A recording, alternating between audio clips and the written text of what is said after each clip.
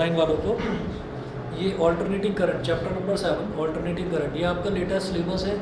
इसमें सबसे पहले है ऑल्टरनेटिंग करंट्स, ये लिखा हुआ है। तो ऑल्टरनेटिंग करंट है क्या, उसकी डेफिनेशन क्या है, और उसकी एक स्टैंडर्ड इक्वेशन होती है। ठीक है, तो वो इक्वेशन देखनी है उसकी, शुरुआत में तो ये है। उसके बाद दूसरा टॉपिक है, आगे लिखा है peak and RMS value of alternating current और वोल्टेज। ठीक है, पीक वैल्यू का मतलब क्या है कि उसकी मैक्सिमम वैल्यू कितनी हो सकती है, और आरएमएस वैल्यू का मतलब क्या है कि root mean square value. Root mean square का मतलब होता है root of mean of square. ठीक है, तो वो कैसे निकाली जाती है वो भी अभी समझाऊंगा, उसका भी एक प्रॉपर डेरिवेशन है। उसके बाद अगला टॉपिक है reactance and impedance. Reactance and impedance जो है ये क्या होता है कि जैसे आप ये जानते हैं ना, रेसिस्टेंस होता है जैसे, तो रेसिस्टेंस की यूनिट ओम होती है। ठीक है, ऐसे ही एक टर्म आएगी रिएक्टेंस। तो रिएक्टेंस क्या है, रिएक्टेंस ये है कि अगर मान लीजिए हम किसी कैपेसिटर की बात कर रहे हैं तो कैपेसिटर का कैपेसिटेंस निकाल सकते हैं, उसकी यूनिट फैराड होती है। ठीक, अच्छा अब जो ये कैपेसिटर है, क्या ये कैपेसिटर करंट को रोकता ही नहीं है, ये कहेंगे नहीं थोड़ा बहुत तो रोकता है। तो जब वो थोड़ा बहुत रोकता है तो करंट के रोकने को ही तो हम रेसिस्टेंस बोलते हैं। तो कैपेसिटेंस जो है, कैपेसिटर जो होता है वो भी कुछ रेसिस्टेंस ऑफर करता है, तो उसको हम क्या बोल देते हैं, कैपेसिटिव रिएक्टेंस। मतलब कैपेसिटर के द्वारा रोका गया करंट, तो कैपेसिटिव रिएक्टेंस बोल देते हैं उसको। तो कैपेसिटिव रिएक्टेंस क्या है कि जो कैपेसिटर ने रेसिस्टेंस ऑफर करा, that is called capacitive reactance. तो इसका मतलब उसकी यूनिट भी ओम ही होगी, है ना, रिएक्टेंस की यूनिट भी ओम होगी। ऐसे ही एक तीसरी चीज़ है जो हमने देखी, इंडक्टेंस। तो इंडक्टेंस क्या है, उसमें होता है इंडक्टिव रिएक्टेंस, कि इंडक्टर जितना करंट रोक रहा है तो उसका रेसिस्टेंस जो है वो इंडक्टिव रिएक्टेंस, जिसकी यूनिट भी ओम होती है। ठीक, तो ये दे रखा है आपको reactance and impedance. Reactance and impedance के बाद में एक टॉपिक है, देखिए LCR सीरीज सर्किट, और ब्रैकेट में लिखा हुआ है phasors only. LCR series circuit phasors only. तो ये जो है ये एक मतलब अजीब सी चीज़ है, जिससे कि उन्होंने LCR सीरीज सर्किट बोला है और फेजर्स ओनली बोला है। जो इसका फेजर डायग्राम है वो इसकी इक्वेशन के बिना नहीं हो सकता। इक्वेशन समझेंगे, और एक में 90 डिग्री का फेज लैग होता है, एक में 90 डिग्री का फेज लीड होता है, तो वो दोनों समझकर, और इसके लिए हमको ये देखना ज़रूरी है कि purely resistive circuit, purely capacitive circuit और purely inductive circuit. L for inductance, हमने देखा ना, L सेल्फ इंडक्शन जो होता है, तो L for inductance, C for capacitance and R for resistance. तो ये क्या होता है कि इनका ना मेरे को अलग अलग, प्योरली कैपेसिटिव, प्योरली इंडक्टिव और प्योरली रेसिस्टिव, वो भी पढ़ना पड़ेगा, उसका फेजर भी करना पड़ेगा, तभी हमको LCR सर्किट समझ में आएगा, नहीं तो समझ में नहीं आएगा। इन्होंने सिलेबस में सिर्फ LCR सीरीज सर्किट लिखा हुआ है, तो इसका मतलब ये नहीं है कि मुझे सिर्फ इतना ही करना है और बाकी जो बेसिक है वो भूल जाऊँ, वो नहीं करना। तो वो भी सारी चीज़ें करनी है। ठीक है, उसके बाद जो अगला टॉपिक है रेजोनेंस, छोटा सा है, फिर पावर फैक्टर, वो भी छोटा सा है, वॉटलेस करंट, ये सब कुछ छोटे छोटे टॉपिक्स हैं। ठीक, और जो लेंथी टॉपिक है इसमें वो लास्ट के 2 टॉपिक्स हैं, AC जनरेटर एंड ट्रांसफॉर्मर। ठीक है, लेकिन मुश्किल कुछ भी नहीं है, आसान है, कहीं रटने वाली चीज़ नहीं है, लॉजिकली समझने वाली चीज़ है, तो आपको बढ़िया लगेगा चैप्टर। ठीक है, चलिए जी, मैं स्क्रीन शेयर खत्म कर रहा हूँ। ये टोटल सिलेबस था, छोटा सा, ये 4 लाइन में सिलेबस खत्म है इसका, लेकिन चैप्टर बढ़िया है। चलिए जी, स्टार्ट करते हैं फिर।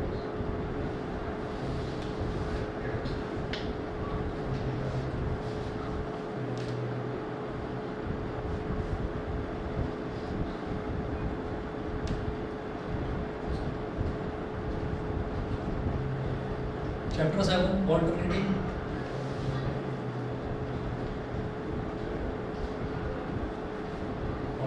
करंट।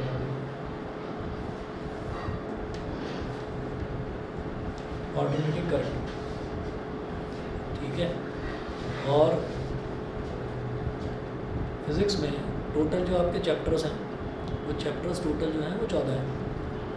ठीक, तो इसमें अब आपको क्या समझना है कि जो 6 चैप्टर हो गए हैं, तो चैप्टर नंबर 7, 8, 9, ठीक है, 7, 8, 9, 10, 7, 8, 9, 10, 4 चैप्टर समझिए बस, 8 मत समझना है, बस ये समझना कि 4 ही चैप्टर है। जो लास्ट वाले हैं वो सीरियसली बता रहा हूँ, 2-2 दिन के चैप्टर हैं, 11, 12, 13, 14, 2-2 दिन के चैप्टर, वो फटाफट हो जाएंगे। और वो टोटल उसके जो नोट्स भी मैंने एक जगह कंपाइल कर रखे हैं, उसके टोटल नोट्स भी जो है, एक चैप्टर के नोट्स ऐसे ही हैं 15-16 पेज के बस। ठीक है, तो 50-60 पेज में सारे नोट्स भी उसके कंप्लीट हैं, कुछ उसमें दिक्कत नहीं है।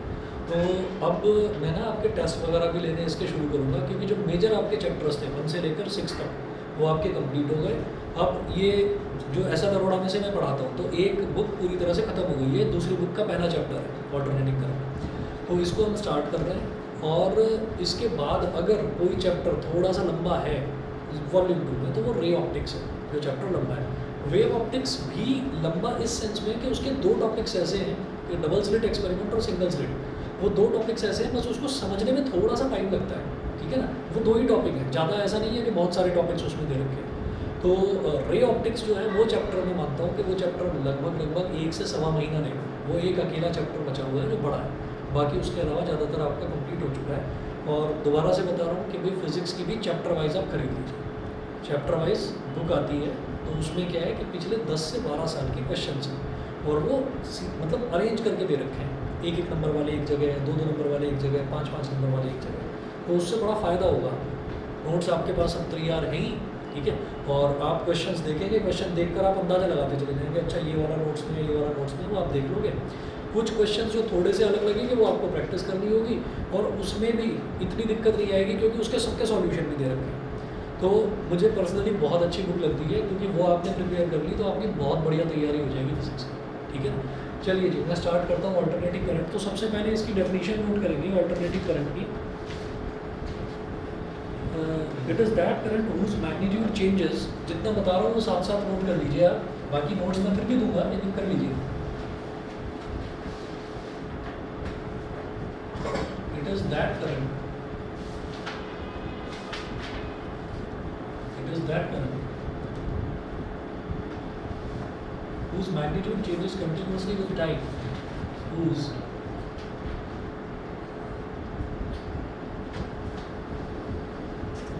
magnitude changes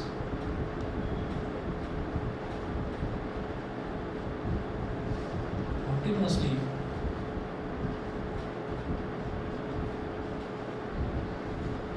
whose magnitude changes continuously with time and direction reverses periodically, and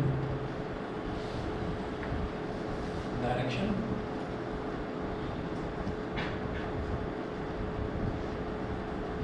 reverses periodically.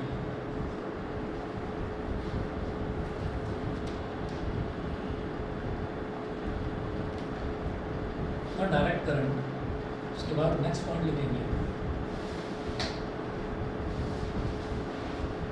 2 तरीके के करंट होते हैं, एसी और डीसी। तो एसी हो गया अल्टरनेटिंग करंट, ठीक है, अभी डेफिनेशन लिखी है ढंग से, अभी समझेंगे इसको। और दूसरा होता है डीसी, डायरेक्ट करंट, जो हम अभी तक पिछले जितने भी चैप्टर में जहाँ पर भी हम करंट की बात कर रहे थे, हम डीसी की बात कर रहे थे, डायरेक्ट करंट। और direct current is that current which flows with a constant magnitude,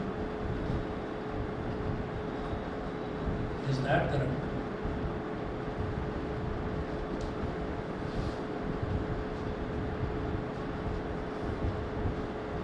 which flows with a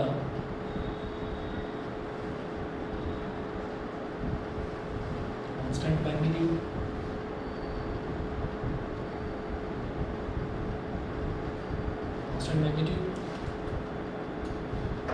in the same direction.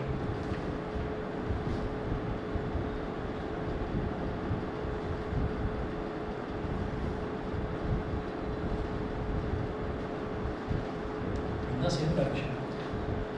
अच्छा, अब ये ग्राफ इसका बना लेते हैं, तो हम ये कहेंगे कि ये तो टाइम एक्सेस होगी टी, ठीक है, और वैसे ही एक और टाइम एक्सेस बना ली टी, और इधर जो मैं वाई एक्सेस को दिखा रहा हूँ, वाई एक्सेस में हम बोल देंगे आई कॉमा ई।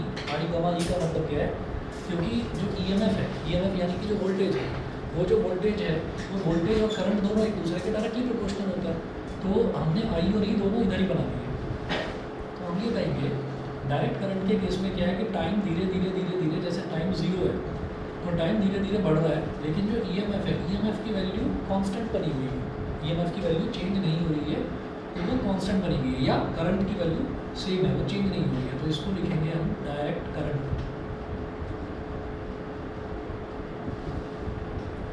डायरेक्ट करंट, ठीक है। अच्छा, अब आ जाते हैं ऑल्टरनेटिंग करंट पर, ठीक है। ऑल्टरनेटिंग करंट पर एक निशान यहाँ पर लगा लो और एक निशान यहाँ पर लगा लो। इसका मतलब क्या है कि ये पॉजिटिव साइड में इसकी पीक वैल्यू होगी, पीक वैल्यू मतलब मैक्सिमम वैल्यू, और ये नेगेटिव साइड पर इसकी मैक्सिमम वैल्यू होगी। तो हमने ये कहा कि ये धीरे धीरे ऐसे बढ़ता है, फिर नीचे की तरफ जाएगा, तो मैक्सिमम नीचे कहाँ तक जाएगा, इस पॉइंट तक, इस पीक तक।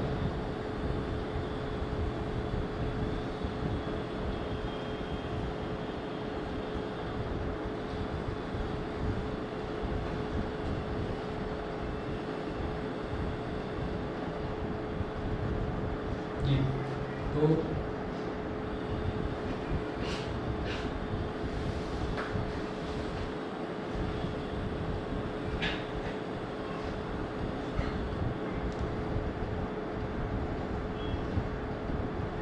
ठीक है, और यहाँ से आगे ऐसे डॉट डॉट डॉट लगाकर छोड़ दीजिए। इसका मतलब क्या है कि यहाँ पर एक निशान लगाइए, एक निशान यहाँ पर लगाइए। इसका मतलब क्या हुआ कि देखिए, डेफिनेशन देखिए, it is that current whose magnitude changes continuously with time. इसका मैग्नीट्यूड टाइम के साथ साथ बार बार चेंज हो रहा है, फिक्स है ही नहीं मैग्नीट्यूड। कैसे? तो आप ये देखिएगा कि इधर टाइम है 0, भाई एक्स एक्सिस पर मैं टाइम ले रहा हूँ, तो इधर टाइम 0 है। अब हमने टाइम थोड़ा सा बढ़ा दिया, मान लीजिए कितना कर दिया हमने, 1 सेकंड यहाँ तक है, तो इसके कोरस्पॉन्डिंगली वाई एक्सिस पर क्या है, करंट है, ठीक है।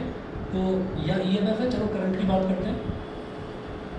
तो इसके कोरस्पॉन्डिंगली करंट की वैल्यू इतनी हुई, हमने कहा टाइम थोड़ा सा और बढ़ा दिया, चलिए जी और बढ़ा दिया, तो इसके कोरस्पॉन्डिंगली करंट की वैल्यू इतनी हुई, फिर थोड़ा सा और बढ़ा दिया, तो इसके वैल्यू कोरस्पॉन्डिंगली करंट की वैल्यू इतनी हुई।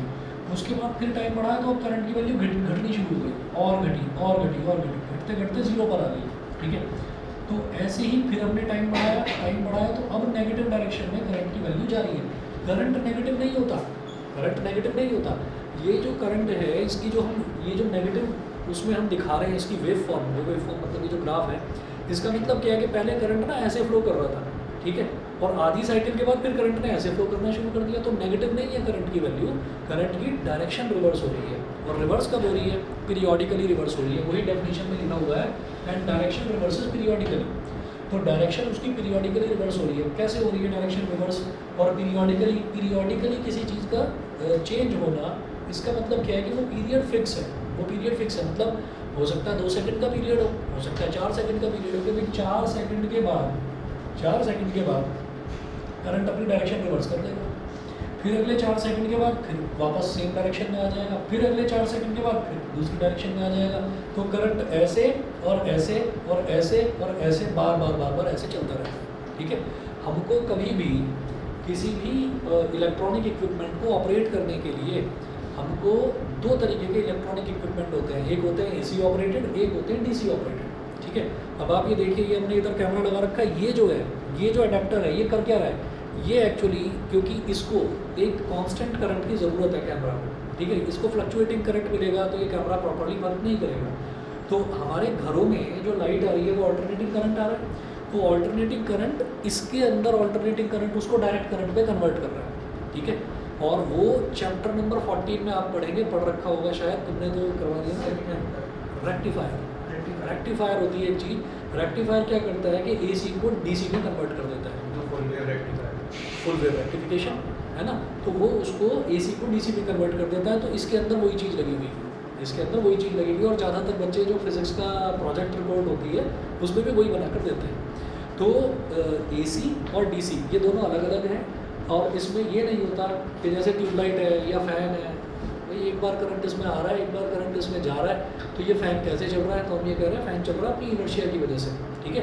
तो अगर मान लीजिए कि हर 4-4 सेकंड पर करंट की डायरेक्शन रिवर्स हो रही है, तो वो बंद क्यों नहीं हो रहा? हम ये कहते हैं कि उसके अंदर कोई ब्रेक नहीं लगे हुए हैं, ठीक। तो वो चल रहा है और चल रहा है, तो जैसे ही एक बार करंट आया एक डायरेक्शन में घूमा, फिर दोबारा आया, फिर घूमा, फिर दोबारा आया, फिर घूमा, और उसको टाइम जो है वो टाइम ऐसा मिल जाता है क्योंकि फ्रीक्वेंसी जो है वो फ्रीक्वेंसी बढ़ा दी जाती है। उसकी फ्रीक्वेंसी कितनी है? 50 हर्ट्ज़। तो 50 हर्ट्ज़ का मतलब क्या हो गया कि 1 सेकंड में 50 बार करंट इसमें आएगा और 50 बार करंट इसमें से जाएगा, ठीक है। तो अगर सोचिए कि आपने स्विच ऑन करा फैन का, फैन ऑफ कर दिया। तो ऐसा थोड़ी है कि आपने फ़ैन ऑफ करा तो वो फ़ैन रुक गया वहाँ पर, जरा सा तो घूमेगा ना, तो उसके अंदर इनर्शिया होगा। सर जब अपना करंट 1 सेकंड में उस डायरेक्शन में आएगा, उसके रिवर्स विपरीत डायरेक्शन में आएगा ना, हाँ मतलब जाएगा। और मतलब कि मैग्नेटिक फील्ड रिवर्स हो जाएगी जिस मोटर के मदद से पता चल रहा है। अच्छा चलो, जब मैग्नेटिक फील्ड रिवर्स नहीं होगी। स्टार्टिंग में तो मैग्नेटिक फील्ड में बता दो, मैग्नेटिक फील्ड रिवर्स नहीं होगी अगर हम फ़ैन की बात कर रहे हैं। फ़ैन मतलब मोटर है ना, जो चीज़ गोल गोल घूमती है।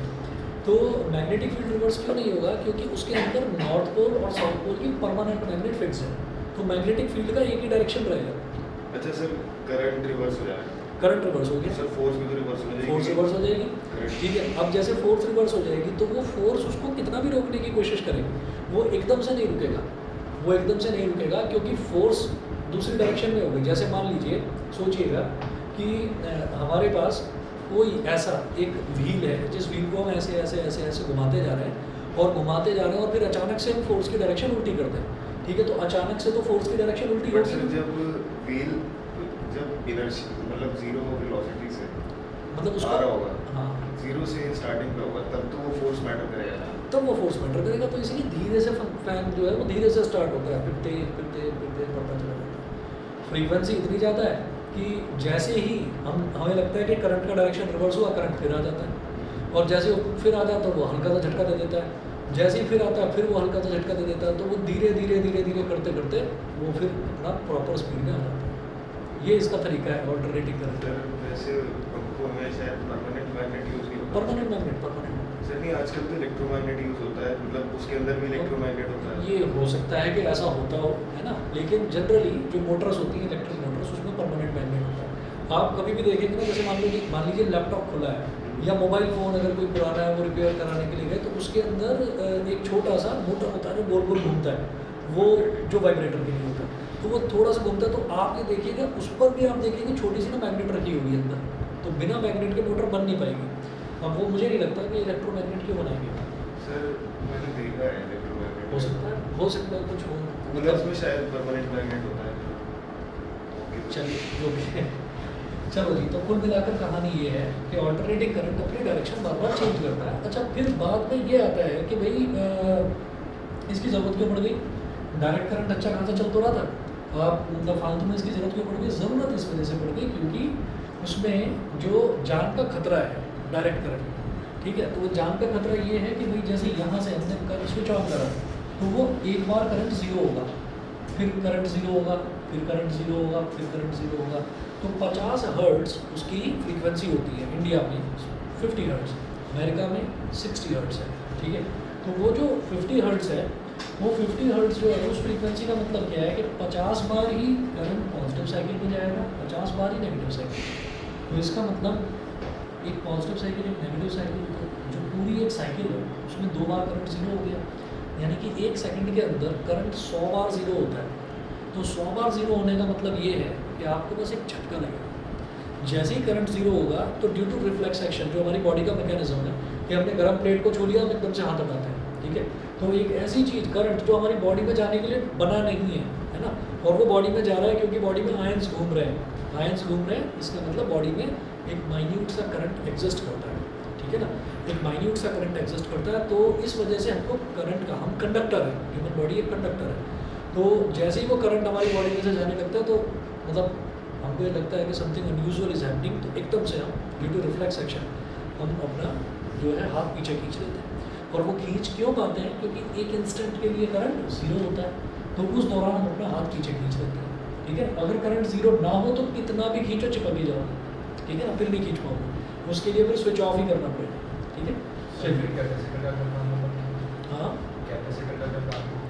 कैपेसिटर का काम होता है चार्ज को स्टोर करके रखना, ठीक है। तो कई बार ऐसा होता है कि भाई हमारे पास ज़रूरत है, हमको एक ऐसी डिवाइस की ज़रूरत है जहाँ पर चार्ज थोड़ा बहुत स्टोर भी हो सके, तो कैपेसिटर का वहाँ है।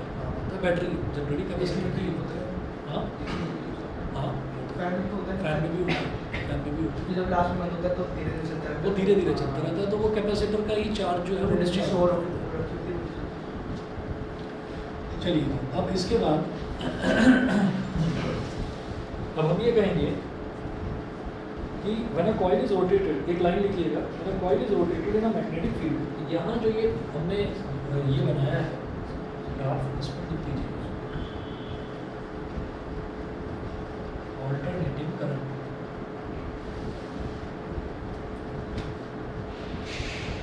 सर्टिफिकेट के बाद में आगे की ऑल्टरनेटिंग करेंगे, करंट की वजह से पंखा होता नहीं है। अच्छा चलो करेंगे आराम से। जैसे सर अगर इलेक्ट्रोमैग्नेटिक इस्तेमाल होगा वो सेम सोर्स ही ले जाएगा जहाँ पे इलेक्ट्रिसिटी सेम सोर्स से लिया जाएगा। तो सर जब करंट की डायरेक्शन बदलेंगे तब फोर्स और मतलब मैग्नेटिक फील्ड और करंट दोनों ही बदलेगा, तो ऐसा हो जाएगा फोर्स तो सेम डायरेक्शन में। अच्छा मतलब हाँ, कि ये इलेक्ट्रोमैग्नेट लेंगे ना, तो इलेक्ट्रोमैग्नेट लेने से क्या होगा कि वो नॉर्थ साउथ भी चेंज हो जाएगी, पोलैरिटी भी चेंज हो जाएगी। मतलब करंट के हिसाब से उसकी मैग्नेटिक फील्ड भी चेंज होगी और फोर्स एक सेम डायरेक्शन में रहेगी। फोर्स फोर्स सर क्योंकि करंट जो कॉइल में है, कॉइल में जाता है मोटर में, वो ये करंट है, फोर्स है, करंट बदलेगा जो कॉइल में जा रहा है, तो करंट की डायरेक्शन उल्टी होगी, magnetic field sorry magnetic field. चलो सोचो सोचो, नोट कीजिएगा, when a coil is rotated in a magnetic field,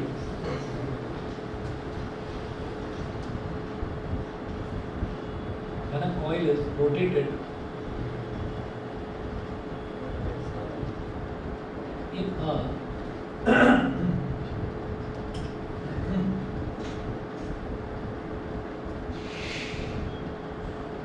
when a coil is rotated in the magnetic field, an alternating EMF is induced in it, which is given by an alternating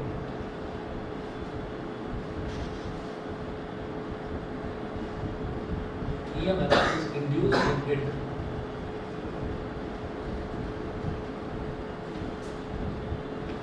which is given by E is equal to E naught sin omega t। याद आ गया होगा आपको, है ना, इससे पहले वाले chapter में हमने ये करा है, E is equal to E naught sin omega t। ठीक है, अच्छा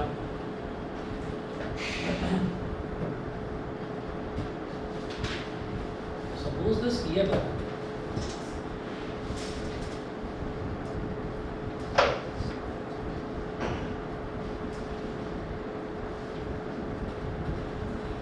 is applied to a circuit of resistance, suppose this EMF is applied to a circuit of resistance R, then by Ohm's law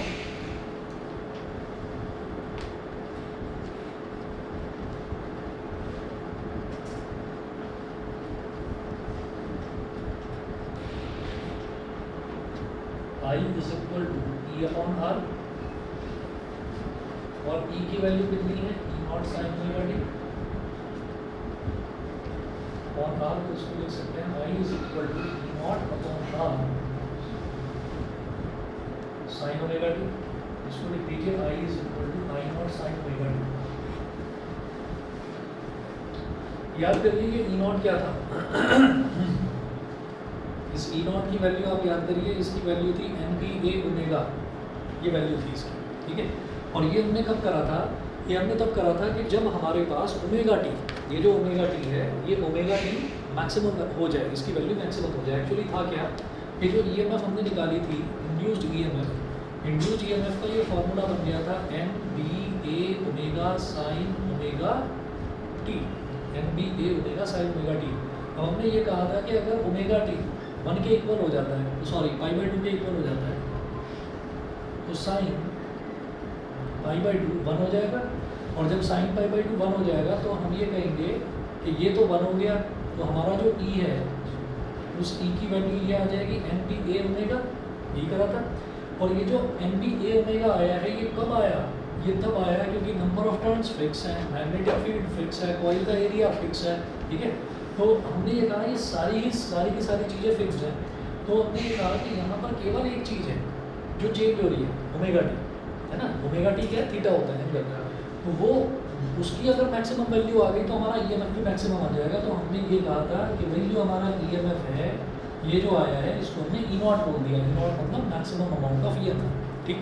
उस maximum amount of EMF को अगर resistance से divide कर दें तो मैक्सिमम करंट आ जाएगा, ठीक है। तो ये जो ई नॉट अपॉन आर है ये हमारे पास मैक्सिमम करंट की वैल्यू आ गई। मैक्सिमम करंट को हम क्या बोलते हैं? पीक वैल्यू ऑफ करंट, ठीक। तो ये नेक्स्ट लाइन में नोट कर लीजिएगा, I is equal to instantaneous value of AC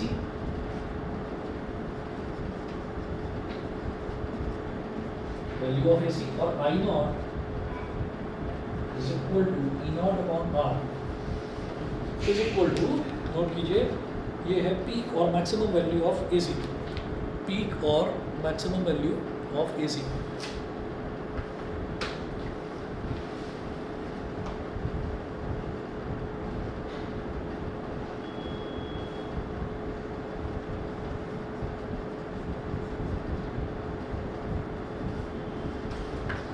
peak और मैक्सिमम वैल्यू ऑफ AC ये होगी, ठीक है जी। इसके बाद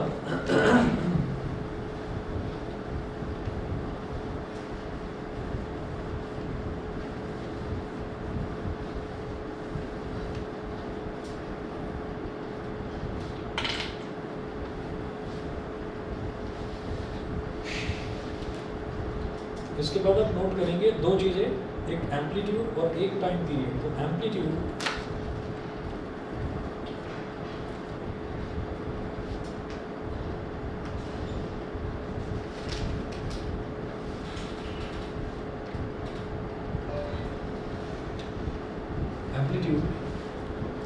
एम्पलीट्यूड क्या है? The maximum value attained by an alternating current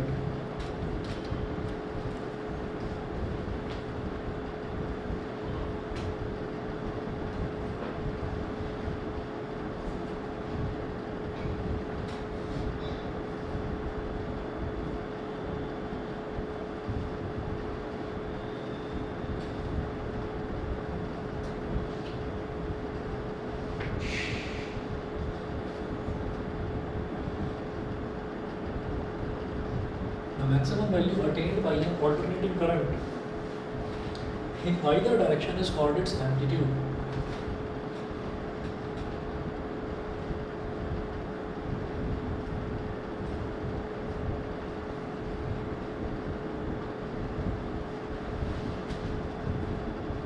In either direction is called its amplitude. Either direction समझ गए ना, कि चाहे इस डायरेक्शन में हो चाहे इस डायरेक्शन में हो, है ना। वो करंट का बस डायरेक्शन रिवर्स हुआ है, ठीक। तो उसको हम मैक्सिमम वैल्यू को हम उसका एम्पलीट्यूड भी बोल देते हैं। अच्छा, उसके बाद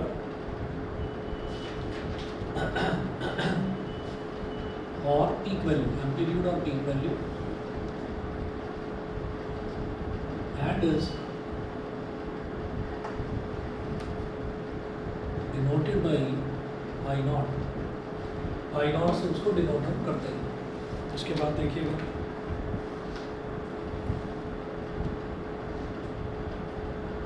टाइम पीरियड, नेक्स्ट जो है वो लिखेंगे आप time period.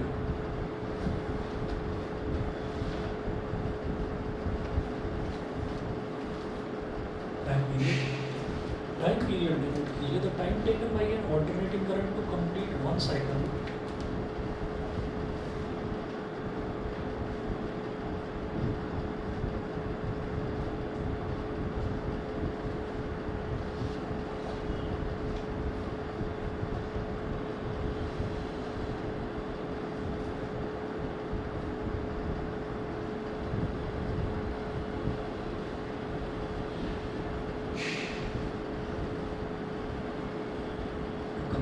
cycle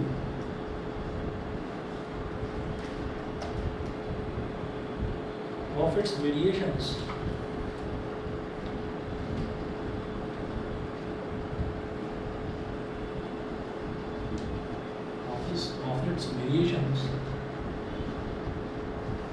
is called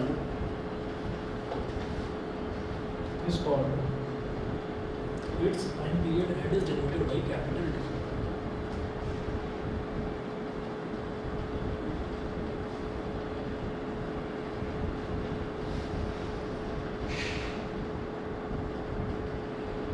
and is denoted by capital T. Time period को हम कैपिटल टी से डिनोट करते हैं। टाइम पीरियड एक फिक्स वैल्यू है। अगर ये वेव जो है मतलब अगर ऑल्टरनेटिंग करंट AC अपनी पीक वैल्यू तक जाता है, फिर वापस जीरो तक आता है, फिर नेगेटिव में पीक वैल्यू तक जाता है, फिर वापस जीरो तक आता है, तो ये जो पूरी कंप्लीट साइकिल है, अगर इसको कंप्लीट होने में 2 सेकंड का टाइम लग रहा है, तो ये जो अगली साइकिल है उसको भी 2 सेकंड, अगली साइकिल उसको भी 2 सेकंड, तो 2 सेकंड का ही टाइम फिक्स हो जाएगा। तो इसलिए जैसे टाइम टेकन होता है ना, टाइम टेकन तो बार बार चेंज होता रहता है, लेकिन टाइम पीरियड जो है वो फिक्स्ड क्वांटिटी होती है, ठीक है, तो वो फिक्स रहता है। कैपिटल टी से उसको डिनोट करते हैं।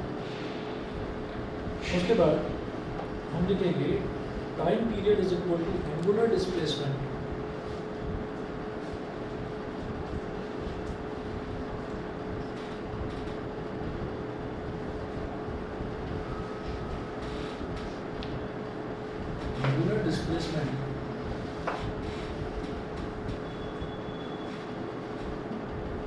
displacement in a complete cycle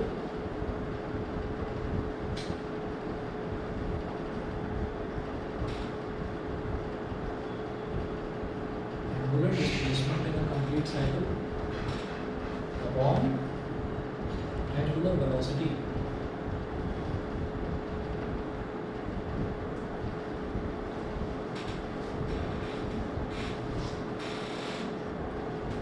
ये जो डिस्प्लेसमेंट है, डिस्प्लेसमेंट किसके बराबर होता है?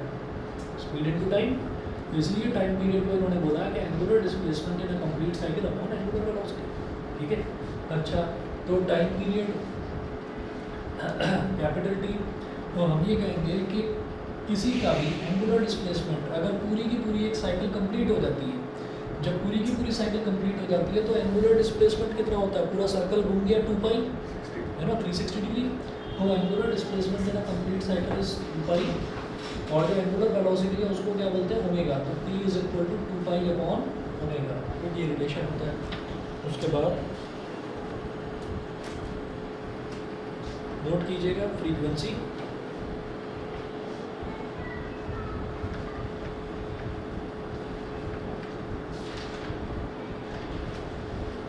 फ्रीक्वेंसी इसमें है the number of cycles completed per second,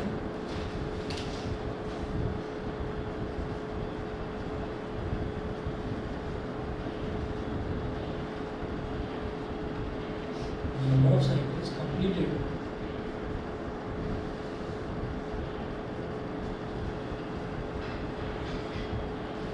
the number of cycles completed per second by an alternating current is called its frequency.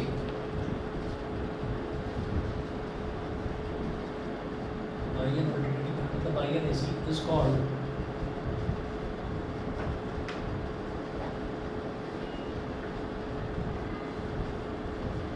its frequency and is denoted by small f. तो जो frequency है उसको small F से denote करते हैं।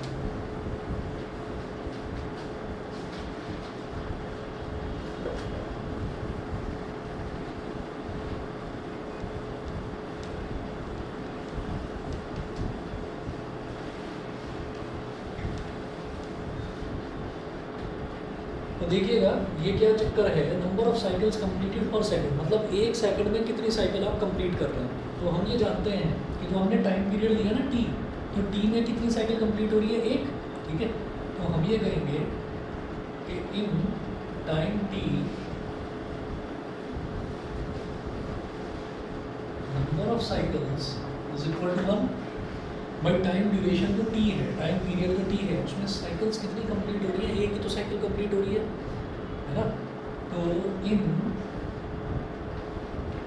1 second, 1 second में क्या होगा? ये टी क्या है? ये टी तो टी सेकेंड हो गया ना। तो 1 सेकेंड में कितनी साइकिल कंप्लीट होगी? 1/t साइकिल्स, समझ गए? ठीक। तो क्या बोलते हैं, ये जो 1/t है यही तो फ्रीक्वेंसी है, f is equal to 1/t। तो इसकी ऐसा यूनिट क्या हो जाएगी? 1/t है पर सेकंड, पर सेकेंड, इट्स ऐसा यूनिट इज पर सेकंड, और इसी को हम हर्ट्ज भी बोल देते हैं, HERTZ, हर्ट्ज, HZ, ठीक है। अच्छा, अब the AC supplied to our houses has a frequency of, the AC supplied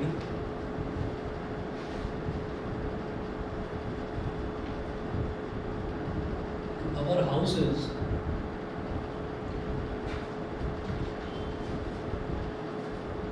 is of frequency 50 CPS, और CPS मतलब साइकिल्स पर सेकंड, और 50 हर्ट्ज, 50 साइकिल्स पर सेकंड हो रही है या 50 हर्ट्ज हो रही है, एक ही बात है, ठीक है। चलिए जी, तो ये जो टर्म्स थी, ये टर्म्स सबसे पहले हमारे लिए जानना ज़रूरी था। टाइम पीरियड क्या होता है, एम्पलीट्यूड क्या होता है, फ्रीक्वेंसी क्या होता है, पीक वैल्यू क्या है, ऑल्टरनेटिंग करंट क्या है, डायरेक्ट करंट क्या है, ठीक है। अब इसके बाद जो इसमें मैथमेटिकल डेरिवेशंस आते हैं जो स्पेशली मेंशन कर रखे हैं, वहाँ से स्टार्ट करते हैं। सबसे पहले नोट करेंगे average value of AC over one complete cycle, heading डालिएगा एवरेज वैल्यू ऑफ AC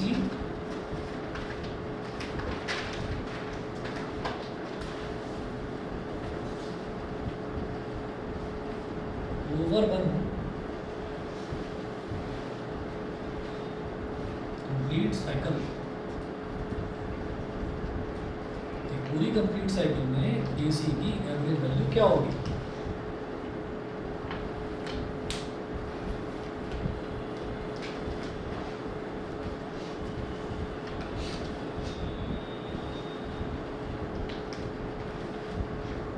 तो हम ये कहेंगे instantaneous value of AC is given by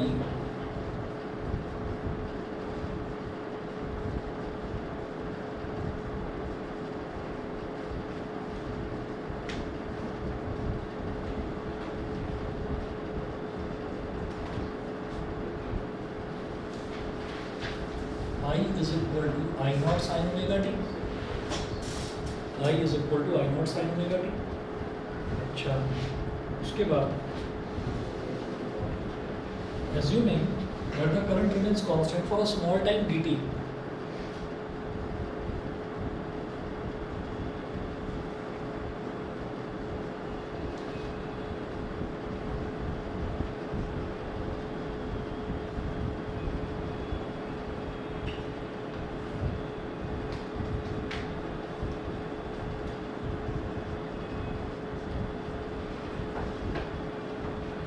small time dt, तो अगर हम एक छोटा सा टाइम लेते हैं dt, बहुत छोटा सा dt मतलब बहुत स्मॉल वैल्यू होती है, तो उसके लिए हम ये बोलेंगे कि मामूली सा अंतर ही आएगा, या फिर हम मान लेंगे अप्रॉक्सीमेटली कोई अंतर नहीं आएगा। वैसे तो ऑल्टरनेटिंग करंट है ना, तो वो टाइम के साथ बार बार चेंज हो रहा है, पर मैंने कहा dt इतना छोटा टाइम ड्यूरेशन है कि हमने मान लिया उसमें करंट में कोई चेंज आया ही नहीं। चलिए, तो इस केस में हम ये कहेंगे तो dq क्या हो जाएगा, या I इज इक्वल टू क्या हो जाएगा, I इज इक्वल टू हो जाएगा dq बाई dt। भाई करंट का फॉर्मूला हमें पता ही है ना, चार्ज अपॉन टाइम होता है ना, तो यहाँ से आप dq की वैल्यू निकाल लीजिए, dq will be equal to I dt।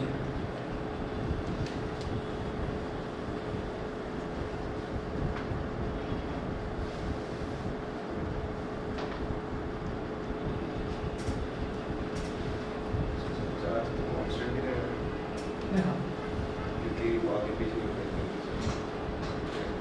Charge तो कांस्टेंट रहेगा, तो हमने स्मॉल अमाउंट ऑफ चार्ज की बात करी, अच्छा I dt, dq is equal to I dt।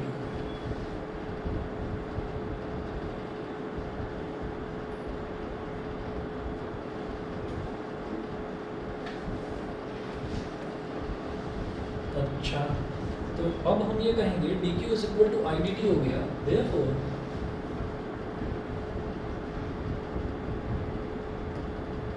ये करंट के डायरेक्टली प्रोपोर्शनल है। अब करंट को यहाँ पर हमने स्मॉल टाइम ड्यूरेशन है, इस वजह से करंट को हमने कांस्टेंट मान लिया कि सेम है, लेकिन एक्चुअल में तो करंट चेंज होगा, और जब करंट चेंज होगा तो फिर हमारा चार्ज भी चेंज होगा, ठीक है। लेकिन इस केस के लिए अभी के लिए तो टी कांस्टेंट ही है, जरा सी वैल्यू भाई I is equal to Q upon T है ना, तो इसका मतलब जब करंट चेंज होगा तो चार्ज भी चेंज होगा ना, नंबर ऑफ चार्ज कैरियर्स बढ़ जाएंगे जब करंट बढ़ेगा, तो करंट कम होगा तो चार्ज कैरियर्स कम फ्लो होगा, ठीक है। मतलब सर कुछ मान लेते हैं इलेक्ट्रॉन्स फ्लो करते हैं तो कुछ इलेक्ट्रॉन्स रुक जाएंगे या फिर सारे इलेक्ट्रॉन्स तो एक्चुअली धीरे धीरे फ्लो होंगे ना, तो जिस जगह तक डेस्टिनेशन तक पहुंचना है उस डेस्टिनेशन तक पूरे नहीं पहुंच पा रहे, और जब पूरे पहुंच गए तब हम ये कहेंगे कि उस इंस्टेंट के लिए हमें पीक वैल्यू मिल गई, करंट की पीक वैल्यू। तो वही है कि चार्जेस का फ्लो है। अच्छा सर, ये कांस्टेंट करंट है यहाँ पे, हाँ। ये इलेक्ट्रॉन्स ऐसे फ्लो है, यहाँ पे 0 यहाँ पे 0, इस तरीके से होता है। इलेक्ट्रॉन्स उसी जगह पे रहेंगे ना। इलेक्ट्रॉन्स, हाँ एक्चुअली इलेक्ट्रॉन्स ना एजिटेट करते हैं, इलेक्ट्रॉन्स एजिटेट करते हैं खास तौर पर ऑल्टरनेटिंग करंट के बेस पर, तो आगे पीछे वो एजिटेट करते हैं, और इसमें जो डायरेक्ट करंट है, डायरेक्ट करंट में तो फ्लो ही होना शुरू हो जाता है, डायरेक्शन से ये। तो डी क्यू को मैं क्या लिख दूंगा, आई की जगह लिख दूंगा I naught sine omega T,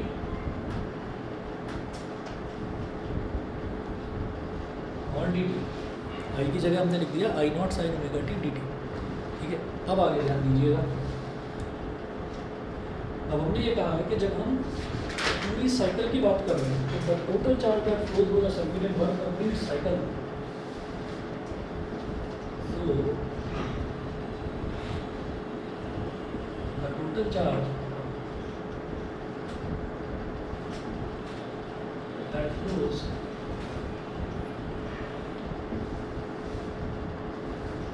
through the circuit in one complete cycle, तो जो Q अगर मैं निकालूँ टोटल चार्ज, तो वो किसके बराबर हो जाएगा, इंटीग्रेशन ऑफ डी क्यू, जैसे डी एक्स का इंटीग्रल एक्स हो जाएगा वैसे डी क्यू का इंटीग्रल क्यू हो जाएगा। ठीक, तो इसका मतलब क्या है, जब डी क्यू को इंटीग्रेट करोगे तो भाई इसको भी पूरे से करना पड़ेगा, इंटीग्रेशन आई naught sine omega T D, और पूरी एक साइकिल के लिए तो जो साइकिल स्टार्ट होती है वो साइकिल स्टार्ट कहाँ से होती है, जीरो से। जैसे मान लीजिए मैं इधर ये छोटा सा बना के दिखा रहा हूँ, तो हमारा वेरिएबल क्या है यहाँ पर, टाइम टी है वेरिएबल, और एक्स एक्सिस पर हम टाइम टी ही तो लेते हैं, तो जीरो से कहाँ तक जा रहे हैं हम, एक कंप्लीट साइकिल यानी कि टी सेकेंड्स तक, जीरो से। तो हमारी lower limit zero and upper limit is capital. अब ये जो आई नॉट है, आई नॉट की वैल्यू फिक्स है, ये कांस्टेंट है, क्योंकि पीक वैल्यू फिक्स आएगी कि भाई मैक्सिमम वैल्यू इसकी इतनी है, वो चेंज नहीं होती होने वाली। तो हमने जो आई नॉट है, आई नॉट को निकाल लिया बाहर,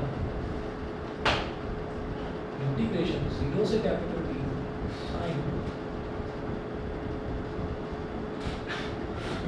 omega T D T is equal to I not. अब साइन का इंटीग्रल क्या होता है, ये माइनस कॉस कॉस, ये हो गया माइनस कॉस ओमेगा टी। ठीक है, लेकिन मैं तो टी के रिस्पेक्ट में इंटीग्रेट कर रहा हूँ, तो साइन का तो इंटीग्रल माइनस कॉस हो गया, ओमेगा टी को डिफरेंशिएट करेंगे तो ओमेगा आएगा, उससे divided, lower limit is zero, upper limit is 2, फिर ये माइनस साइन है और ये ओमेगा है, इनको दोनों को बाहर निकाल दो, माइनस आई नॉट और ओमेगा, यहाँ लिखिए कॉस ओमेगा, स्मॉल टी की जगह capital T, minus cos omega, small T की जगह अब जीरो, ये तो करते हैं upper limit minus over T.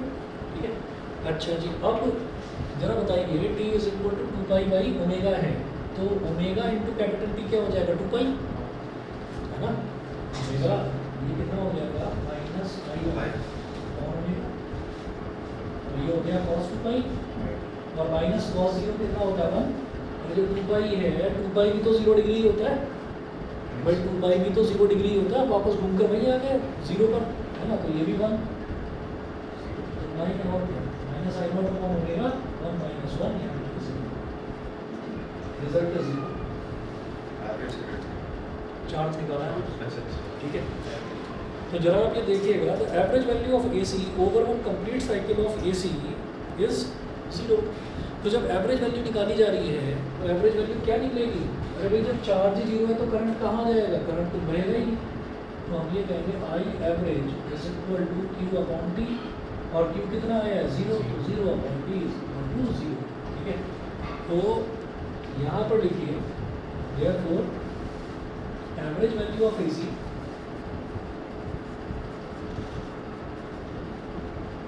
over one complete cycle, average value of AC over one complete cycle is 0। पीछे वालों को दिख रहा है? अच्छा सर, हाफ साइकिल की भी निकालेंगे अभी, हाँ निकालूंगा। वो 63% है। हाँ वही सोच रहे हो, हमारे टीचर में तो नहीं ये रहा 63.7%। ठीक है ना, तो आज इतना ही कर लीजिए, बाकी नेक्स्ट क्लास में कराता हूँ आपको। ठीक है, कंप्लीट साइकिल का भी है, हाफ साइकिल का भी है, छोटे छोटे से डेरिवेशंस। तो जितना भी नोट करवाऊंगा साथ साथ नोट करना पड़ेगा, फिर भी मतलब नोट्स आपको बनाकर इसके भेज दूंगा, लेकिन ये जो भी मैं करवाऊंगा साथ साथ नोट कर लीजिए। ठीक है, चलिए जी, नेक्स्ट क्लास में मिलते हैं फिर।